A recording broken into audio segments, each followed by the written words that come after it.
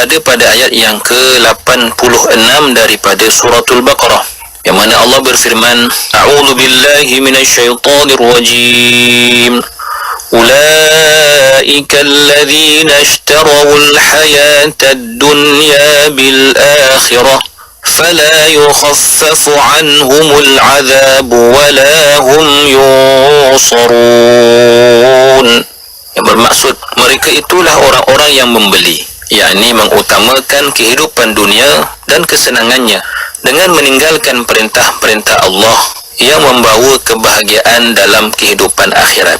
Maka tidak akan diringankan azab siksa mereka pada hari kiamat, dan mereka pula tidak akan diberikan pertolongan. Muslimin musliman yang dirahmati Allah Subhanahu wa taala. Ayat ini merujuk kepada golongan Bani Israel yang telah kita lihat apa yang dilakukan oleh mereka. Kita telah melihat bagaimana mereka telah mengkhianati perjanjian mereka dengan Allah Subhanahu wa taala. Kita lihat bagaimana mereka telah mengingkari isi-isi perjanjian tersebut. Mereka telah melakukan apa yang tidak wajar mereka lakukan. Mereka telah menunjukkan bahawa mereka itu beriman dengan sebahagian Alkitab atau At-Taurah, sedangkan mereka kufur terhadap sebahagian yang lain. Dan kita lihat mereka telah dijanjikan azab siksa oleh Allah Subhanahu wa taala di akhirat, setelah mereka dijanjikan khizyun, kehinaan dalam kehidupan mereka di dunia ini. Maka dalam ayat yang ke-86 ini Allah ingin menerangkan kepada kita tentang apa sebenarnya, apakah hakikat sebenarnya sifat mereka ini yang menyebabkan mereka tergamak melakukan kesemua jenayah yang kita lihat, yang kita baca di dalam ayat-ayat yang sebelum ini. Allah menyatakan mereka itu adalah orang yang telah membeli kehidupan dunia dengan akhirat. Jika kita menterjemahkan secara literal, bermaksud golongan Yahudi tersebut yang telah membeza-bezakan hukum-hukum Allah, melakukan dikotomi terhadap syariat Allah, memilih untuk beriman dengan yang dipilih sahaja, meninggalkan yang lain, adalah hakikatnya mereka sebenarnya sanggup melakukan semua itu kerana mereka melihat kehidupan dunia itu berbaloi untuk mereka tukarkan dengan kehidupan ataupun kenikmatan di akhirat. Bermaksud nikmat dunia, keindahan dunia telah membutakan mata mereka sehingga mereka sanggup untuk melanggar perintah Allah Subhanahu wa taala. Dan kita wajar melihat ayat ini walaupun ditujukan kepada golongan Yahudi Bani Israel, tetapi perlu kita menjadikan tuntutan ayat ini sebagai sempadan. Apabila dalam Al-Quran kita melihat Allah Subhanahu wa taala tidak pernah memuji kehidupan dunia ini. Kalau tuan-tuan bacalah daripada suratul Fatihah sehingga surah An-Nas, tidak ada satu ayat ataupun sebahagian daripada ayat yang menceritakan atau yang menunjukkan bahawa Allah memuji dunia, memuji kehidupan dunia, menyatakan dunia ini lebih baik daripada akhirat. Tidak ada. Bukan saya ingin mengatakan bahawa tidak perlu kepada kehidupan dunia, tetapi apa yang perlu ialah membetulkan sudut pandang kita terhadap dunia ini, membetulkan perspektif dan persepsi kita terhadap kehidupan dunia. Kerana ayat ini telah pun menceritakan kepada kita bagaimana salah tanggapan golongan Bani Israel itu terhadap kehidupan akhirat dan kehidupan dunia, menyebabkan mereka telah sanggup melanggar perjanjian mereka dengan Allah Subhanahu wa taala. Begitulah hebatnya godaan dunia. Begitulah dahsyatnya kesan daripada perbuatan mengutamakan dunia daripada akhirat. Perbuatan menukarkan dunia dengan akhirat. Muslimin muslimat yang dirahmati Allah Subhanahu wa taala. Jika kita hendak jelaskan secara panjang lebar, terlalu banyak ayat-ayat yang mengatakan ataupun menjelaskan tentang kehidupan dunia. Allah sebut, "Wa mal hayatud dunya illa mata'ul ghurur." Dan tidaklah dunia itu melainkan perhiasan yang menipu. Dinyatakan juga, "Wa mal hayatud dunya illa la'ibun wa lahun." Illa lahwun wa la'ib. Kesemuanya menunjukkan bahawa dunia itu tidaklah ia melainkan suatu permainan, suatu gurau-gurauan yang tidak layak sama sekali untuk ditukarkan dengan kehidupan akhirat yang kekal abadi. Muslimin muslimat yang dirahmati Allah Subhanahu wa taala. Mari kita lihat suatu hadis Nabi sallallahu alaihi wasallam yang memberi panduan kepada kita tentang bagaimana kita membentuk persepsi kita atau sudut minda kita, mindset kita terhadap dunia ini atau terhadap kehidupan di dunia ini. Suatu hadis daripada Imam Al-Bukhari yang meletakkan di dalam Jami'us Sahihnya, hadis daripada Ibn Umar radhiyallahu anhuma qala akhadha Rasulullah sallallahu alaihi wasallam bimankibai faqala kun fid dunya ka'annaka gharib aw 'abiru sabil.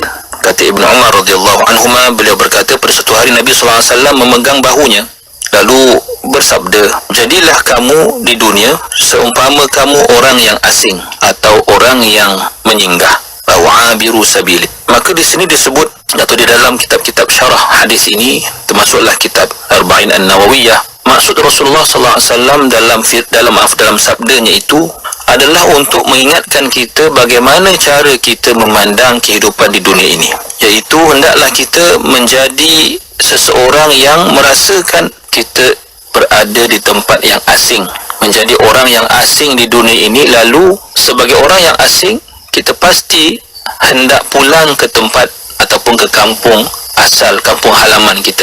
Bagaimanapun kita berada di tempat yang kita sedang tinggal itu begitu lama, tetapi kerana kita rasakan diri kita begitu asing, maka kita rasa dan kita merasakan kita tidak akan sanggup tinggal selama-lama di situ dan akan mahu kembali ke kampung halaman kita kerana terlalu asing.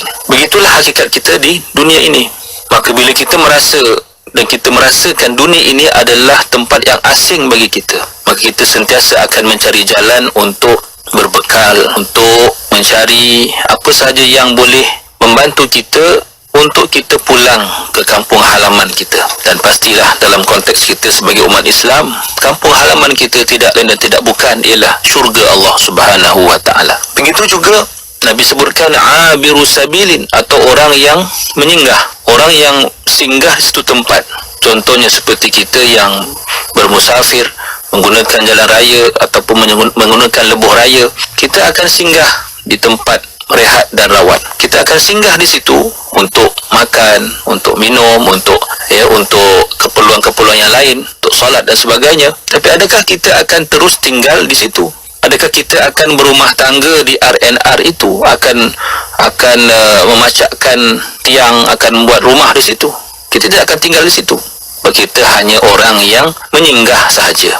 Maka begitulah analoginya yang Nabi sallallahu alaihi wasallam berikan kepada kita tentang dunia ini. Kalau tadi kita merasakan diri kita seperti orang asing yang merindui kampung halaman, yang akan pulang pada satu hari nanti kepada atau ke kampung halamannya, kepada keluarga masing-masing. Begitu juga seperti orang yang menyinggah. Maka orang yang singgah, orang yang menyinggah di suatu tempat tidak akan berazam untuk tinggal kekal di situ selama-lamanya. Maka sangat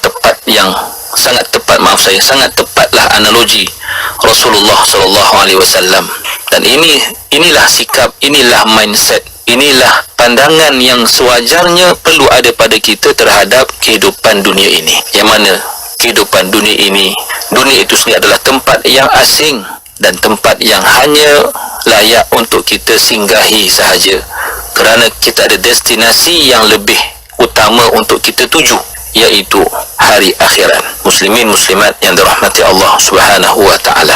Kita sambung lagi pada ayat yang ke-86 ini, mana Allah berfirman, "Fala yukhaffafu 'anhumul 'adzabu wa la hum yunsarun." Allah menambahkan lagi keterangannya berkenaan dengan derita dan azab yang bakal dibalas kepada ataupun ditimpakan kepada golongan Bani Israel, yang mana azab tersebut sama sekali tidak akan diringankan. Menunjukkan betapa murka Allah Subhanahu wa taala tidak akan meringankan sedikit pun azab yang telah dijanjikan kepada golongan Bani Israel ini.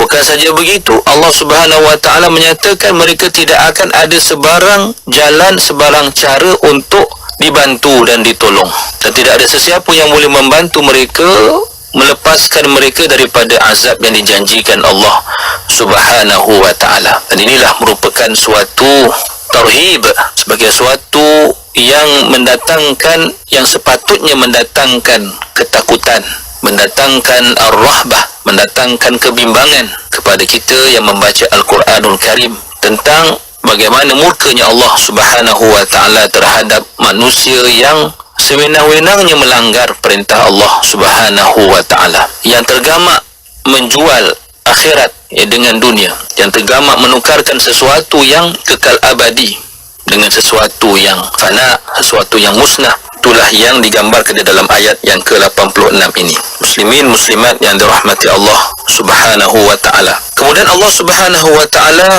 terus menerangkan, menjelaskan kepada kita lagi satu bentuk jenayah yang telah dilakukan oleh golongan Yahudi Bani Israel ini, di mana Allah Subhanahu wa ta'ala berfirman, A'udzu billahi minasyaitonir rajim. وَلَقَدْ آتَيْنَا مُوسَى الْكِتَابَ وَقَفَّيْنَا مِنْ بَعْدِهِ بِالرُّسُلِ وَآتَيْنَا عِيسَى ابْنَ مَرْيَمَ الْبَيِّنَاتِ وَأَيَّدْنَاهُ بِرُوحِ الْقُدُسِ أَفَكُلَّمَا جَاءَكُمْ رَسُولٌ بِمَا لَا تَهْوَى أَنفُسُكُمُ اسْتَكْبَرْتُمْ فَفَرِيقًا كَذَّبْتُمْ وَفَرِيقًا تَقْتُلُونَ.